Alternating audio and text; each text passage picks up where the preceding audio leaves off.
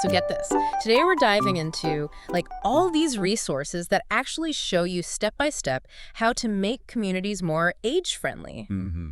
I love a good how-to guide. Yeah. And this is like the ultimate playbook. It is. It's so much more than just adding ramps and handrails. Right. Although those are important too. We're talking about a fundamental shift in how we think about aging and the role older adults play in our communities. Yeah, you sent over a ton of fascinating guides and frameworks used in Quebec, Canada. Yes. And the centerpiece is this thing called the Municipality Friendly to Seniors Guide. That's right. Or MADA, for short. MADA. It's amazing. They've literally thought of everything from assessing the needs of older adults to actually putting initiatives into action and seeing how they work. Yeah, and what's fascinating about the MADA guide is it goes beyond just general advice. They provide these incredibly practical, complementary tools, like sample survey questions to gauge what matters most to seniors, and even guides for running community forums and discussion groups. I was blown away by how detailed their community forum guide is. It's like they've thought of everything to get people talking and sharing their perspectives. Yeah, it's really about empowering communities with the tools they need to make real change. But before we jump into the nitty-gritty, let's take a step back. Okay. Why is this even important? Okay. Why are we talking about age-friendly communities? Well, you've probably noticed that the world is getting older. People are living longer, which is fantastic. But it means we need to rethink how we design our communities to be inclusive and supportive for people of all ages. Right, because we don't want to just tack on a few senior centers and call it a day. No. It's about creating a society where everyone, regardless of age, can thrive and feel valued. The MADA guide really emphasizes that, doesn't it? Absolutely. It highlights the demographic shifts happening not just in Quebec, but globally. In many places, including probably your own community, the number of people aged 65 and over is growing rapidly. So how do we adapt to that and create a community where everyone feels like they belong? That's what MADA is all about. It's not about seeing aging as a problem to be solved, but as a natural part of life. Precisely. Yeah. And a key takeaway for you here is that an age-friendly community benefits everyone, not just seniors. When we design our cities and towns with the needs of our oldest residents in mind, we create a more livable, inclusive environment for people of all ages. Right. Think about it. Wider sidewalks are great for seniors with walkers. Yeah. But they're also great for parents with strollers. Okay. I love where this is going. Yeah. So we've got the why covered. Okay. Now let's dig into the what. How does MADA actually approach this whole age-friendly community thing? Well, they break it down into 9 key areas that a community needs to address to be truly age-friendly. Okay. They call it the DAISY model, which is a pretty nice visual, with each petal representing one of these essential areas. Think of it like a holistic approach to creating a supportive environment where everyone can flourish. 9 areas, huh? 9 areas. Okay, let's hear them. Give us the rundown. All right, so we've got the big ones like respect and social inclusion, which is huge GE, right? Making sure seniors feel valued and included in all aspects of community life. Then there's leisure, because everyone, regardless of age, deserves to have some fun. You might not think leisure is crucial infrastructure, but the guide highlights how community gardens, for example, can combat social isolation and improve seniors' access to fresh food. It's brilliant. It is. And then there are more practical areas like housing that's both affordable and adaptable. Right. Transportation that's accessible and easy to use. And outdoor spaces and buildings that are safe and easy to navigate. And we can't forget about safety and security, which the guide points out is a major concern for many older adults. Absolutely. Then there's social communication and information, making sure seniors have access to technology and information that's relevant to them. Right. And finally, community support and health services, ensuring seniors can access the care they need to stay healthy and independent. Wow, that's quite a list. It is a lot. It's a lot to unpack. It's not just about making things accessible, it's about fostering a sense of belonging and purpose for older adults. Exactly. And what's really cool is how the MADA guide emphasizes that these 9 areas are all interconnected. Right. They're not separate silos.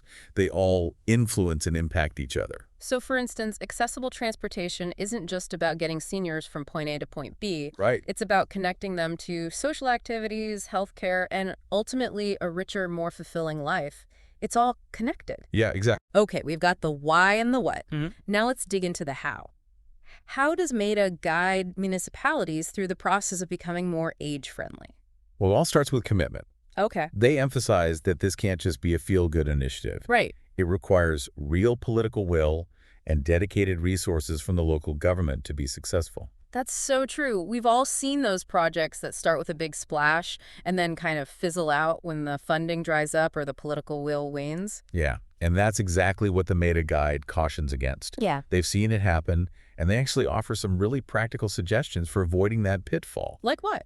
Well, for example, they suggest establishing a dedicated fund for age-friendly initiatives that isn't subject to the whims of annual budget cycles. That's smart. Yeah. Because if it's baked into the budget from the get-go, it's less likely to get cut when times get tough. Precisely. And they also emphasize the importance of building a broad coalition of support. Right. So it's not just one champion pushing for these changes, but a whole network of people and organizations who are invested in making the community age-friendly. Because it really does take a village, right?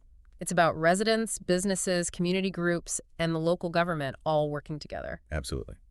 And speaking of working together, the next step in the MADA process is forming that crack team. We talked about the steering committee that guides the whole process. And I love that they stress the importance of having older adults themselves on this committee. Yes. It's not just about talking about seniors, it's about bringing them to the table and making sure their voices are heard. Exactly. It's about tapping into the lived experiences of the people these initiatives are designed to help. And speaking of gathering data, the MADA Guide has some fascinating tools for getting the inside scoop from seniors themselves. Okay, like what? Give us the inside scoop on the inside scoop. Well, they provide these incredibly detailed guides for conducting surveys, running focus groups, and even hosting large-scale community forums. And they don't just say, go talk to seniors. They give you sample questions, step-by-step instructions, everything you need to gather really insightful data. It's like they're handing you a toolkit for community engagement, which honestly I find incredibly exciting. I love a good toolkit. So they've formed their steering committee. They've gathered all this valuable data from seniors. What happens next? That's where the logic model comes in. It's all about turning that data into action. Okay, you know I'm all about action. But before we get ahead of ourselves, remind us again what a logic model is and why it's so important in this process. You got it. So a logic model is essentially a visual roadmap that helps you connect the dots between your resources, your activities, and your desired outcomes. Okay. Like a recipe for change. I like that, a recipe for change. Right. So let's say your community has identified a lack of social connection among seniors as a major issue. Okay. Your resources might include community centers and volunteers. Your activities might be organizing group outings or workshops. Right. And your desired outcome, reducing social isolation and improving seniors' well-being. The logic model helps you map all that out and make sure your activities are actually contributing to the changes you want to see. It's about being strategic and intentional, not just throwing things at the wall and hoping something sticks. Exactly. And I imagine having a logic model also makes it easier to track your progress and demonstrate the impact of your initiatives, which is crucial for securing funding and support, right? Exactly. It's much easier to go to funders and say, look, we followed this plan, we tracked our progress, and here are the positive results, than it is to just say, we did a bunch of stuff. Vega talks. Okay, so we've covered a lot of ground here. The why, the what, and the how of MADA's approach. I have. But I'm dying to get to the what now. Yeah. What are some real-world examples of initiatives that have come out of this process? Give us the good stuff. You got it. One that really jumped out at me was the Tango program in Quebec City. Okay. Remember how we were talking about transportation being a major barrier for seniors? Absolutely. And the guide emphasizes that it's not just about physical accessibility. Right. It's also about affordability, ease of use, and even feeling safe and comfortable using public transit, which can be a challenge for anyone who's new to a city or neighborhood or who might have some mobility issues. Exactly. And that's where Tango comes in.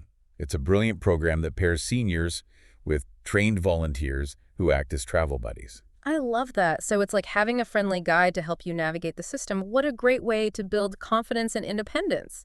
Tell me more. Well, these travel buddies accompany seniors on their journeys, helping them learn the routes, practice getting on and off the bus or train, Right. and just generally become more comfortable using public transportation.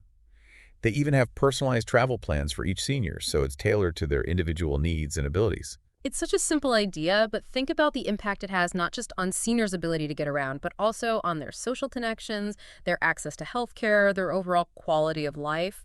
It's a perfect example of how an age-friendly initiative can have a ripple effect, creating positive change far beyond its initial scope.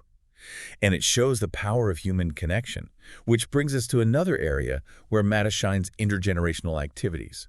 And these go way beyond the typical kids reading to seniors scenarios. Right. Those have their place too. Yeah. The MADA Guide talks about communities organizing, things like intergenerational cooking classes. Oh, wow. Where seniors can share traditional recipes and younger folks can teach them new culinary skills. Ooh, I love that. I'd sign up for that in a heartbeat. And I bet those cooking classes lead to some amazing conversations and new friendships. Exactly. Yeah. And that's the whole point. Right. It's about breaking down those barriers between generations and creating opportunities for people of all ages to connect and learn from each other. Because let's be honest, sometimes we get so caught up in our own little bubbles that we forget there's a whole world of experiences and perspectives out there. Yeah, and the MADA Guy also highlights the importance of diversity within those intergenerational programs. Right. It's not enough to just bring young people and older people together. You have to make sure you're representing the diversity of ages, cultural backgrounds, Right. Yeah. and abilities within those groups. Right, because every senior has a unique set of experiences, interests, and needs. And an age-friendly community takes all of that into account. Absolutely. For example, when it comes to housing, the MADA Guide goes beyond just advocating for more accessible units. They talk about the importance of offering a variety of housing options to meet the needs of seniors from different income levels, cultural backgrounds, and family structures. It's about creating communities where everyone feels like they have a place, regardless of their age or stage of life. And that brings us to another point. The MADA Guide emphasizes Okay. this isn't just about building a better future for seniors. It's about building a better future for everyone. I love that. It's about recognizing that we're all aging, and the investments we make in age-friendly communities today will benefit us all down the road. And it's not just about future generations either. Right. The MADA Guide points out that age-friendly communities are more livable and enjoyable for everyone right now. Think about it. Well-maintained sidewalks, Yeah. accessible transportation, vibrant public spaces. Those benefit people of all ages. It's true. When you design a community with the needs of your most vulnerable residents in mind, you end up creating a more inclusive and welcoming environment for everyone. Speaking of inclusivity, the guide also talks about the importance of addressing ageism, Yes. which can be a huge barrier to creating truly age-friendly communities. Oh, absolutely. We can't just change the physical environment. We also need to change attitudes and perceptions, and that starts with each of us. Precisely. It's about challenging those stereotypes and unconscious biases we all have about aging. So to wrap things up, if our listeners could take away just one thing from this deep dive into the MADA Guide, what would you want it to be? I think the biggest takeaway is that creating age-friendly communities isn't just the right thing to do, it's the smart thing to do. Yes. It's an investment in our collective well-being, both now and in the future, and it's something we can all be a part of. Beautifully said. So here's a question for our listeners to ponder. What small step can you take today to make your community a little bit more age-friendly? Maybe it's volunteering your time at a local senior center or simply striking up a conversation with an older neighbor. Every little bit helps. This has been an incredible deep dive, and I'm so glad we got to explore the MADA Guide together. Until next time.